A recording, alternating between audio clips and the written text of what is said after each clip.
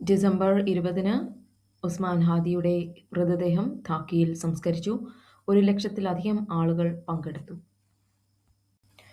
Mediterranean കടലിൽ Arial drones ഉപയോഗിച്ച് Russian shadow fleet എണ്ണ ടാങ്കറായ ക്വെന്റലിനെ യുക്രൈൻ ടാർഗറ്റ് ചെയ്തു. ആ സമയത്ത് എംടി ആയിരുന്ന ഈ കപ്പലിന് ഗുരുതരമായ കേടുപാടുകൾ സംഭവിച്ചതായി യുക്രൈൻ്റെ സുരക്ഷാ സേവന ഉദ്യോഗസ്ഥൻ വെളിപ്പെടുത്തി.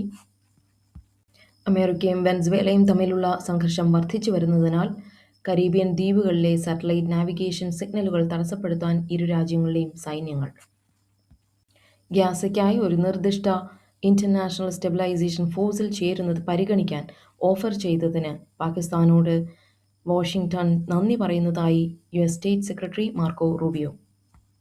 വർദ്ധിച്ചുവരുന്ന സാമ്പത്തിക പ്രതിസന്ധികൾക്കിടയിൽ ഇറാൻ രാജ്യവ്യാപകമായ നാടുകടത്തൽ വർദ്ധിപ്പിക്കുന്നു. സാമ്പത്തിക സുരക്ഷാ സമ്മർദ്ദങ്ങൾ വർദ്ധിച്ചുവരുന്ന സാഹചര്യത്തിൽ രേഖകളില്ലാത്ത കുടിയേറ്റക്കാരെ നാടുകടത്തുന്നത് ടെഹ്റാൻ ശക്തമാക്കുമ്പോൾ നിലവിൽ 5 ലക്ഷം അഫ്ഗാൻ കുടിയേറ്റക്കാർ ഇറാനിൽ താമസിക്കുന്നുണ്ടെന്ന് ഒരു ഇറാനിയൻ ഉദ്യോഗസ്ഥൻ പറഞ്ഞു. അനധികൃത കുടിയേറ്റക്കാരെ ലക്ഷ്യമിട്ടുള്ള ഒരു ക്യാമ്പയിൻ ആരംഭിച്ചതിന് ശേഷം ഏകദേശം 1.6 ദശലക്ഷം രേഖകളില്ലാത്ത അഫ്ഗാനികളെ പുറത്താക്കിയതായി അദ്ദേഹം പറഞ്ഞു. ഇന്ത്യ പാകിസ്ഥാൻ അതിർത്തിയോട് ചേർന്നുള്ള രാജസ്ഥാനിലെ ശ്രീഗംഗാനഗറിലെ വാടക വീട്ടിൽ നിന്ന് അനധികൃത മതപരിവർത്തനത്തിൽ ഏർപ്പെട്ടുവെന്നാരോപിച്ച് ഒരു ജർമ്മൻ ദമ്പതികളെയും മറ്റ് 4 പേരെയും വ്യാഴാഴ്ച അറസ്റ്റ് ചെയ്തു. തോഷഖാന 2 വിധിക്കെതിരെ മുൻ പാകിസ്ഥാൻ പ്രധാനമന്ത്രി ഇമ്രാൻഖാൻ പ്രതികരിച്ചു. താൻ ഒരു തെറ്റും ചെയ്തിട്ടില്ല എന്ന് അദ്ദേഹം പറയുന്നു.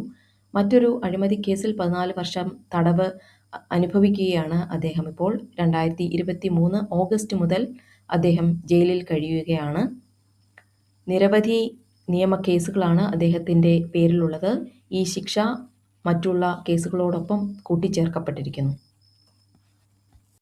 ശബരിമലയിൽ വൻ ഭക്തജന തിരക്ക്.